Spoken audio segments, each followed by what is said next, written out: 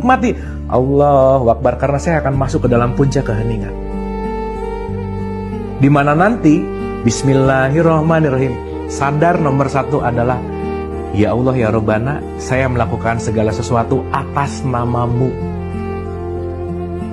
Saya punya janji denganmu untuk menjalankan semua skenario yang sudah engkau berikan kepadaku. Dengan apa?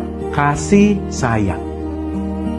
Alhamdulillahirabbil alamin, segala puji hanya milikmu. Ar-Rahmanir-Rahim, semuanya bentuknya hanyalah kasih sayang.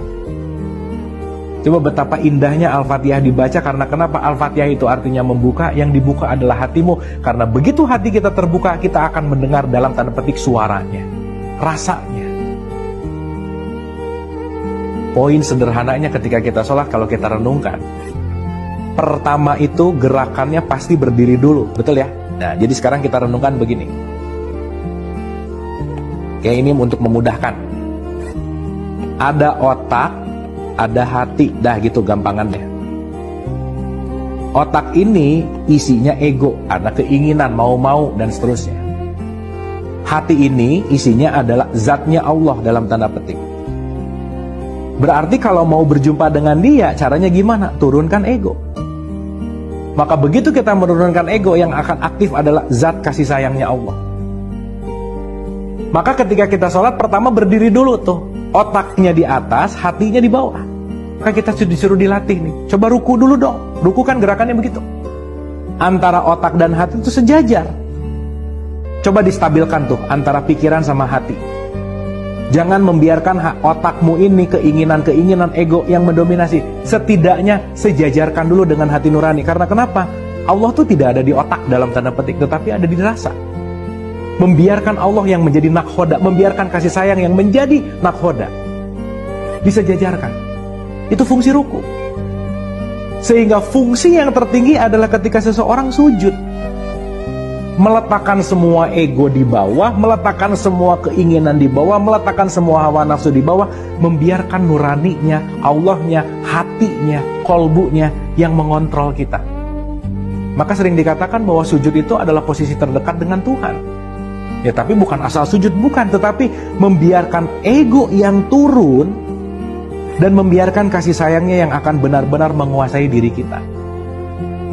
Maka pada akhirnya diakhiri dengan salam kanan dan salam kiri.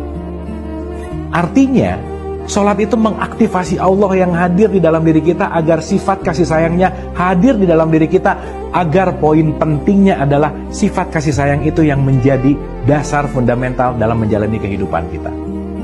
So, utsluma uhiya ilaika minal kitab wa aqimis sholat inna sholata tanha anil fahsya'i wal munkar. Surat 29 ayat 45. Bacalah Al-Quran dan dirikanlah sholat. Output dari sholat itu apa sih? Mencegah perbuatan keji dan munkar. Maka ini hal yang paling penting mungkin yang bisa disampaikan di pertemuan ini, di episode kali ini.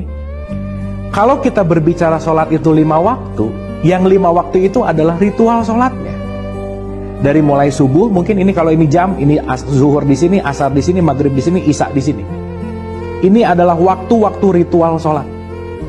Tetapi jangan lupa, intisari sholat bukan di ritualnya, tetapi perilaku kita setelah ritual. Di antara ritual-ritual inilah bagaimana sifat anil fahsya'i wal munkar, sifat di mana mencegah perbuatan keji dan munkar itu dilakukan.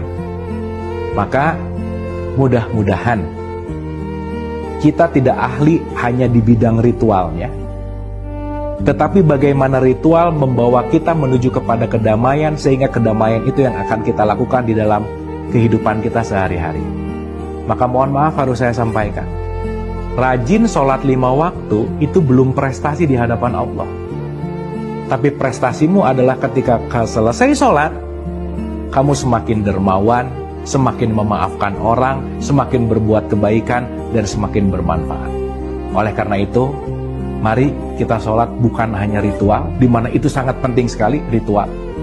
Tetapi mari kita jadikan setiap saat adalah sholat, setiap saat adalah terhubung dengan Allah, setiap saat adalah menjadikan kasih sayangnya perilaku kita untuk bermanfaat dan selalu berbuat kebaikan. Selamat sholat, terima kasih, mohon maaf lahir dan batin. Wabillahi taufiq wal hidayah. Assalamualaikum warahmatullahi wabarakatuh.